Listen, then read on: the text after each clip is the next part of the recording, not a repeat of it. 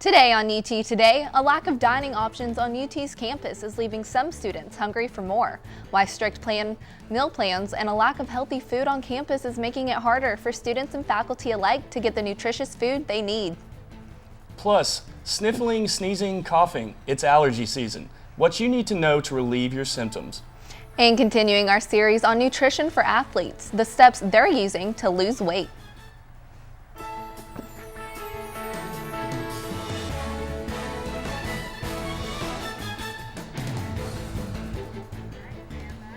Welcome to UT Today. I'm Nick Patillo. And I'm Taylor Gilmore. Stuffy noses, watery eyes, scratchy throats. These are all the symptoms of seasonal allergies. As UT Today reporter Lindsay Limerick reports, spring allergies are a problem that a lot of students have to overcome during the last few weeks of school. Meet Summer Pack, a senior at UTK. She's weeks away from graduating, but something is constantly getting in her way. I feel like this year I've gotten sick probably like 2 or 3 times. I've had like a sinus infection this semester. Summer has allergic rhinitis, also known as seasonal allergies, and unfortunately for her, it's affecting her classes. I have to bring tissues with me everywhere I go. Like in the classroom, I start coughing. And she's not alone. Over 60 million people are affected by seasonal allergies every year in the U.S. And bad news for East Tennessee. According to the Asthma and Allergy Foundation of America, Knoxville ranks at number 9 for the worst cities in America for seasonal allergies. These awful symptoms sweep in during the spring and summer, forcing many to stay inside on a beautiful day. Many students that suffer from allergies are able to take over-the-counter medicine, like Claritin and Zyrtec, to combat their symptoms. But what if those just don't do the job? If your allergies are bad enough, then you're going to need to go to an allergy center, just like this one, the Allergy, Asthma, and Sinus Center. Mine are definitely bad enough this season, so I'm here today to get a skin test. A skin test is a simple series of tiny scratches. Think 70 to 90 baby shots, made on your back and arms. Doctors prick your skin with several allergens, and if you're allergic to something, a mosquito bite-like bump will appear. The test takes about 2 hours, and it's likely what they'll recommend when you come in. If shots scare you, Dr. Janet Smith, an allergist at the Allergy Center, does have some other recommendations. An antihistamine is something that you would want to take because an antihistamine will stop the histamine reaction that starts the swelling on the inside of your nose. And so if you can stop that swelling, then things will get better. And then a steroid nose spray keeps the swelling from coming back. And if you're just looking for a tip on how to keep your allergies at bay, stay inside on a windy day. That's when they'll flare up the most. For UT Today, I'm Lindsay Limerick. Dr. Smith also suggests that rainy weather can help reduce allergy symptoms. In the past few years, UT has added new dining facilities and has worked to update the meal plan systems for students. But with a mandatory $300 meal plan, students and faculty alike are still not satisfied with the options provided. People that are vegetarians, vegans, they're just not really supported by the campus. Samantha Maneri is a sophomore at the University of Tennessee. As a vegetarian, Maneri explains how she and other students with food restrictions are not getting what they need from campus dining options. For me personally, it was just a decision I made, but it doesn't feel supported at all by the environment that I'm in, so I have to depend a lot on myself. This is a problem faced by many college students across America as they struggle to adapt their eating habits to the environment around them, especially when those habits include strict dietary needs. Dr. Sarah Colby, an associate professor in UT's nutrition department, says UT is falling behind on this issue compared to many of the nation's other universities. We've done some interesting research looking at what is available objectively, what's available on college campuses, and we've done it on quite a number of different college campuses. And UT does score lower than the other universities we've looked at in terms of what food is available and the healthfulness of that food. Here in UT Student Center, it's easy to see the scarcity in healthy food options. To help solve this issue, Dr. Colby says students must work together to help expand our food choices here on campus. I think it's going to be very important that we have more healthy foods available at a wider range of hours.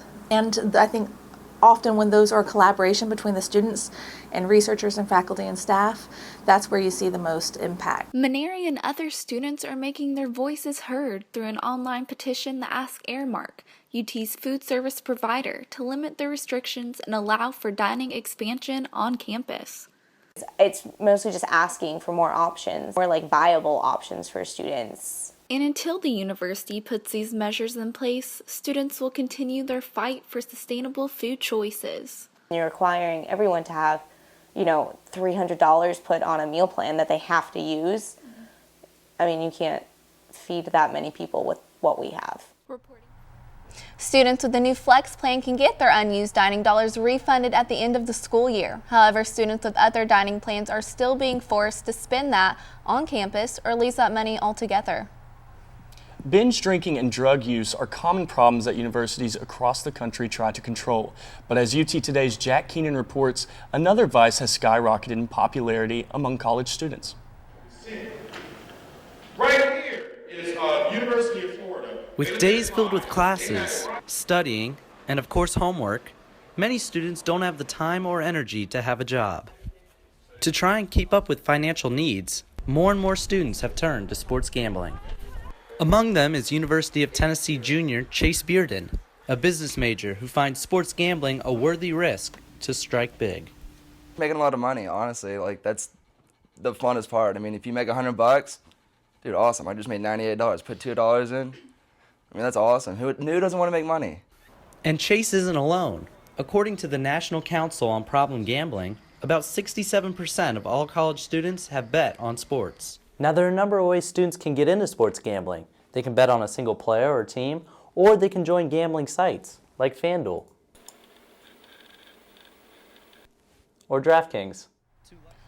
With over 1,400 internet gambling sites and limited government regulations, internet gambling is the fastest growing part of the rising industry. Certified counselor Chelsea Birch says that gambling could lead to other risky behaviors, including bad grades and debt. Well, UT students woke up to a distressing email last Monday morning. Big Orange Ticks informed only 900 students out of a possible 5,000 that they had a ticket for the Battle of Bristol.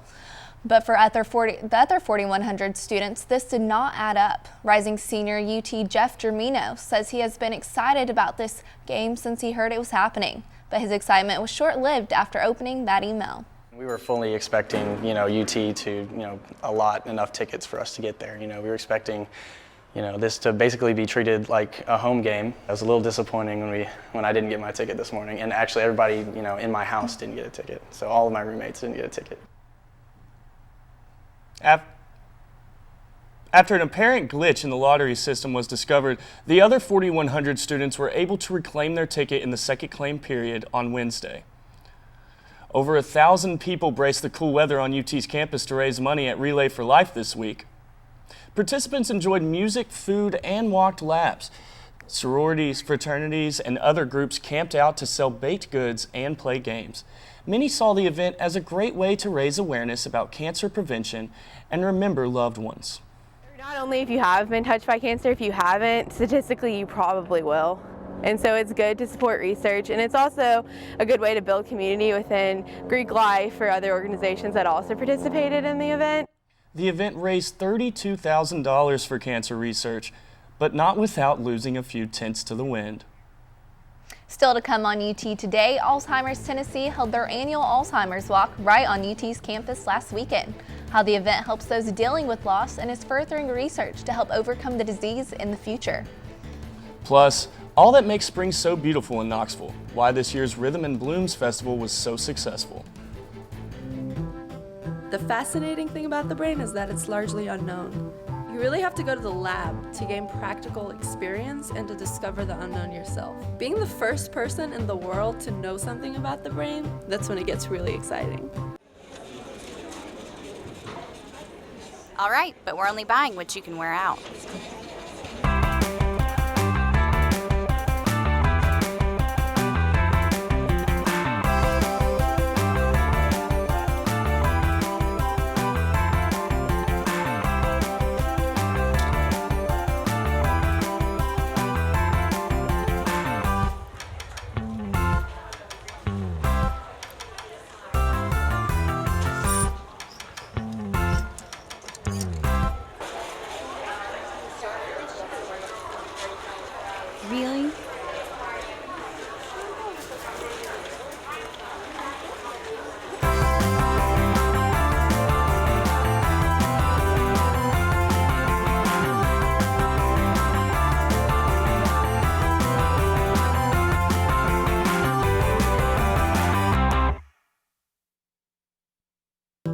class is called Campaigns. We take everything we've learned so far in PR and put it all together. The client is Autism Breakthrough of Knoxville. Having the experience of pitching to a real-life client is great knowledge to have going into a real life.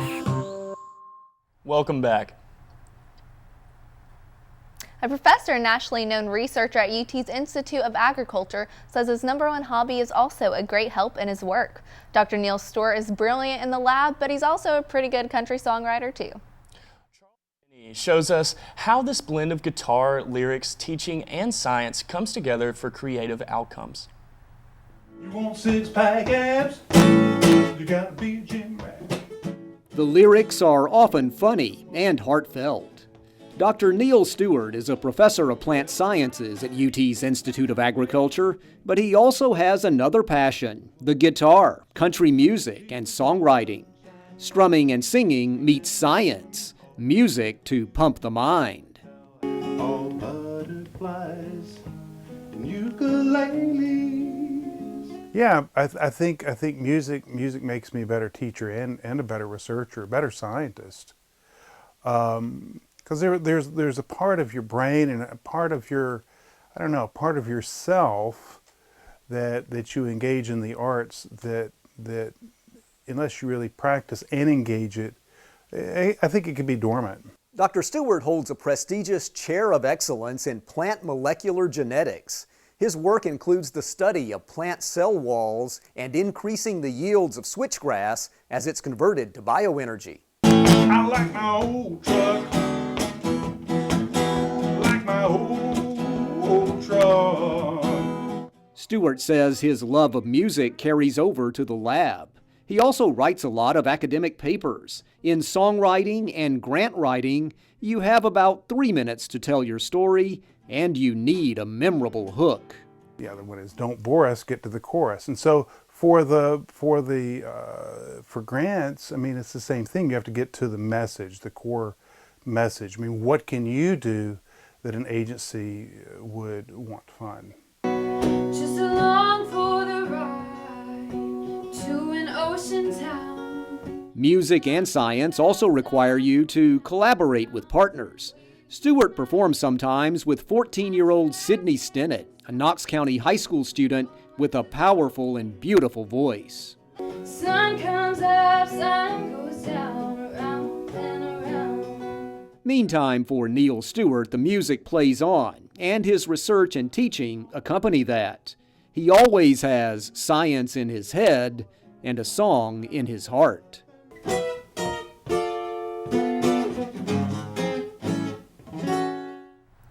You can find Dr. Stewart and Sydney Stinnett's music online at ReverbNation.com. Well, Knoxville held one of the biggest music festivals in the Old City last weekend.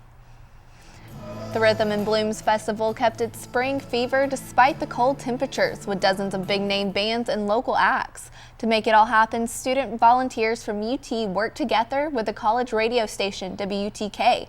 DJs took to the streets to promote the station, all while having a good time. Really actually enjoyed it a lot because I am like a festival fanatic and I love just going to festivals anyway, and the fact that I get to do it and I get extra credit for it and I get to just meet all these people and see all these new bands that I've never heard of, it's awesome. Students can take part in many other WUTK music events in addition to the Rhythm and Blooms Festival. You can find out more information about how to volunteer at the campus radio station at WUTKradio.com. Despite all of the controversy surrounding the Office of Diversity at UT, an organization of veterans on campus held their first film festival this past week. The theme was diversity in the military. The Vol Fighters teamed up with the Office of Diversity to have the event, which was in the Alumni Memorial Building. The festival featured many different students and military veterans. The event also sparked discussions on honorable discharges and even some transgender members. I'm a sophomore. It's my first year here at UT. I'm a transfer student, veteran, and I'm an open trans man, transgender. I've always been a tomboy, hanging out with the boys. My friends were guys. I think a lot of people will need to realize that we're out here, So. Crawford hopes to shed light on the diverse people that join the military and bring acceptance and equality for those who have fought or are fighting for our country. Well, Alzheimer's Tennessee held their annual walk last weekend. As UT Today's Haley Burton reports, there was a record turnout, including a few familiar famous faces. Over the course of 26 years, the Alzheimer's Tennessee Walk has started from around 10 people walking to over 1,500 this year, all supporting the fight to end ALS. More than 5 million Americans are living with Alzheimer's disease right now, making it the 6th leading cause of death in the United States. Runner-up on The Voice, Emily Ann Roberts, performed at the Alzheimer's Tennessee Walk in honor of her Nana, who passed away from the disease in 2014. It was definitely something that brought my family so much closer together during that time of taking care of her and learning more about the disease and just what comes along with it. Executive Director for Alzheimer's Tennessee, Janice Wade Whitehead, says the number of helpline calls they receive at Alzheimer's Tennessee is increasing by 20 to 30% each year. Just the volume of the people are increasing, and we've seen that call upon our organization to provide increased services. Alzheimer's patient Ray Diedrich dyed his hair and beard purple for this event because he knows this disease all too well. I show up for the walk because I was diagnosed 2 years ago, so I have a team that's mostly family members and friends that they all walk for me. Events like these help raise funds for research and awareness for diseases like Alzheimer's that so desperately need it. For UT Today, I'm Haley Burton. Well, for more information about how you and others can help the efforts of Alzheimer's Tennessee, you can visit their website at alztennessee.org. Still to come on UT Today. The outdoor track season is in full swing. The sprinter that is turning heads and breaking records. And continuing our series on nutrition for athletes, the steps they're using to lose weight, coming up in sports. The energy at Tennessee reaches far beyond our campus. As Lady Vol and academic All-American, Candace Parker set new standards. Now she electrifies fans in LA. Keeping the lights on there and across the country is the work of Professor Elu Liu. Her research on the power grid puts UT at the forefront of this national issue. Candace Parker and Elu Liu, two exceptional women. Both chose Tennessee. Big Orange, big ideas.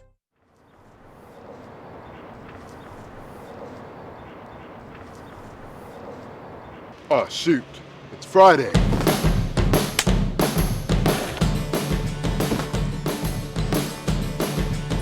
All right.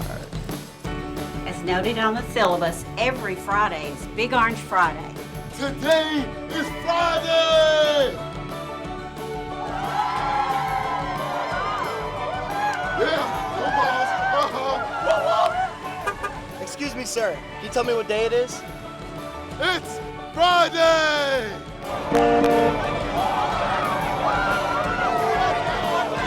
If you're a Tennessee Vol, every Friday is Big Orange Friday.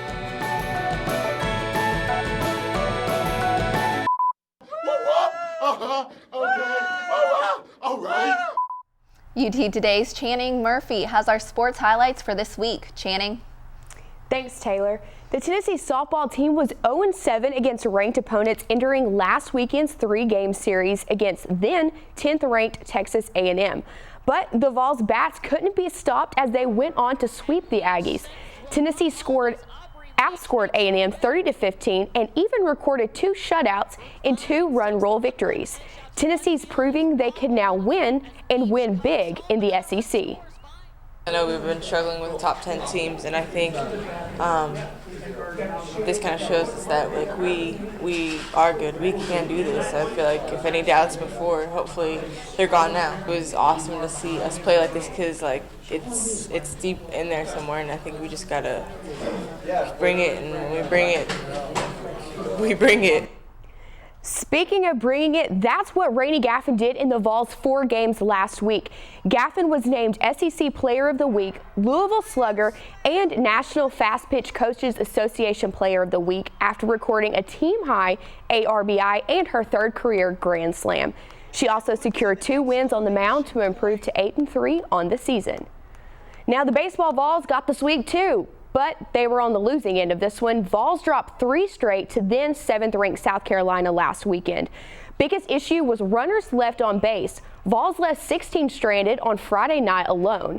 But Tennessee picked up a midweek victory against Appalachian State on Tuesday to get back in the win column.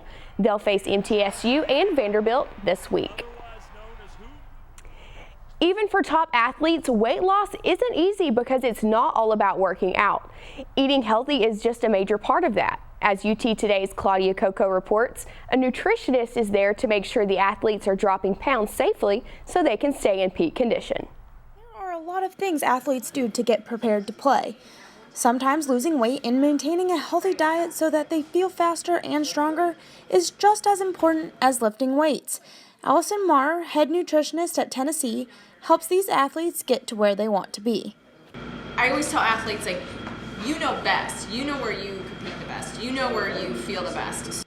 A lot of times when it comes to athletes wanting to lose weight, it is about sticking to the plan. Mindless eating is a problem everyone, not just athletes, have a tendency to face. Marr says that splurges aren't bad, but sometimes people just don't realize that these treats add up during the day. The 5 M&Ms here or the Reese's Peanut Butter Cup there, that over the course of a day they don't realize how many of those small treats they've given themselves and can add up to 300 or 400 calories easy. Marr did say that keeping an open line of communication with her athletes is important. She wants them to avoid items that are high in sugar and other types of foods, but she said the most important thing is consistency. That was Claudia Coco reporting. Consistency is one of the most important parts of a diet. Maurer says that keeping your body on a schedule will keep your metabolism steady. Another tip is to cut out the carbs at dinner time. Now the UT track team and field has some great athletes over the years, but as UT Today's Josh Miller reports, one sprinter has stood out this season.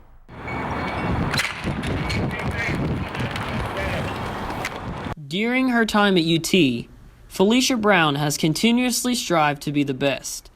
Even through a coaching change midway through her career, she stayed focused on her goals.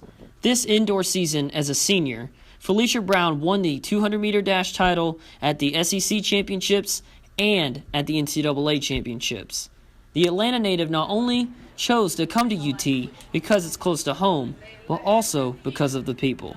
The thing that stood out the most for me at Tennessee was the people, and not just the team, but it was like the regular students walking on campus. They just were so friendly, and it just seemed like a home environment. When she isn't preparing for a race, Felicia is just trying to relax like most college students. I like to get my nails and toes done. I watch a lot of TV shows. Like other athletes, coaching after your career is an option, but Felicia feels she may need to learn a thing or two before she tries that out. I thought about coaching, but I don't know. I would have to learn a lot on patience because I'm not that patient. Who is Felicia Brown? Well, she thinks the answer to that question starts with the word champion. That's a hard one. I didn't thought about that one. But I would say I'm SEC champion and NCAA champion and a team captain. Felicia's college career may be coming to a close, but with her speed, she may be running in Rio in August. For UT Today, I'm Josh Miller. Felicia's next track meet will be at Louisiana State University on April 23rd. That's all for sports this week. Back to you, Nick and Taylor. Thanks, Channing. Well, still to come on UT Today, the Dogwood Arts annual Chalk Walk was last weekend. Why UT students went up against professional artists for that big prize. University of Tennessee is a place where minds meet and exchange ideas. Peyton Manning's comprehension skills are widely known. Professor George Farr studies materials down to 1/billionth of a meter. He's advanced everything from microcircuitry to cancer research. The exchange of ideas isn't always predictable. Blue 58, Omaha. But at Tennessee, it's all about the possibilities. Omaha, really? Welcome back. Well, artists gathered in Market Square and Crutch Park last weekend for Chalk Walk 2016. It's an annual event during the Dogwood Arts Festival. It gives artists a chance to show their creativity on the square's pavement using nothing but chalk. The pieces are judged in 11 categories, including Best in Show, People's Choice, and even cash awards for the first, second, and third winners. Artists say that it was a great event to educate Knoxville about famous art pieces. I really think that it's very important to promote famous works of art and to really make people aware of art history. So we've decided to use that as our inspiration for our Chalk Walk masterpiece today. This is the 8th Chalk Walk the festival has had in Knoxville. It has become one of the community's favorite experiences of the Dogwood Arts Festival. Thanks for joining us. I'm Nick Patillo. And I'm Taylor Gilmore. Next week, we'll talk about Saturday's orange and white game.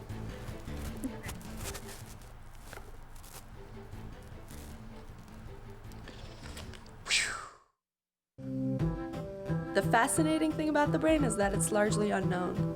You really have to go to the lab to gain practical experience and to discover the unknown yourself. Being the first person in the world to know something about the brain, that's when it gets really exciting. All right, but we're only buying what you can wear out.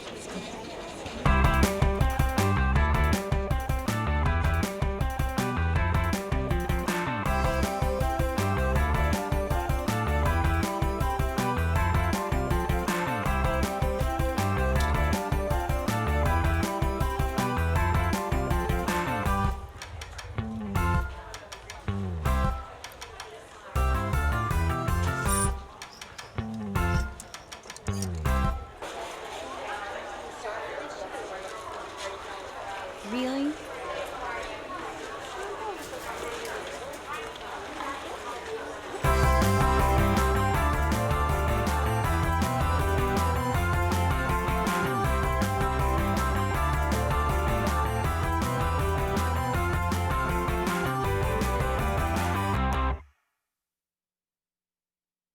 The class is called Campaigns.